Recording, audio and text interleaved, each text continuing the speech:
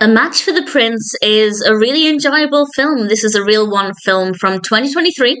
It's directed by Marni Banack, written by Dion, and we have a cast including Paniz Zade and Jamie Thomas King, and I apologise if I've mispronounced any of those names. And this is about a romance novelist, Julia, and she's kind of basically stalked by the prince, by Prince Max, who wants her help as a romance novelist, and in his view, an expert on love, to help him find his true love before this fixed royal wedding date.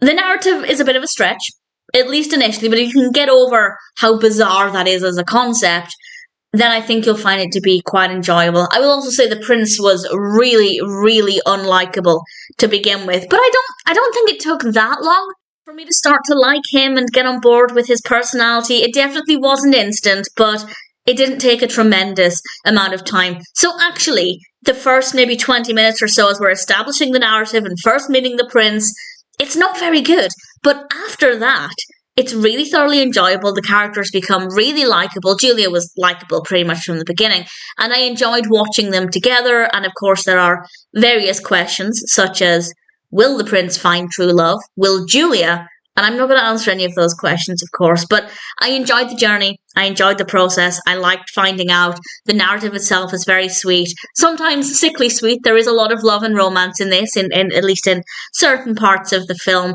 And honestly, after that initial blip at the beginning when it wasn't that great, it's actually quite an enjoyable film. And I found it to be entertaining, sweet, likeable characters eventually.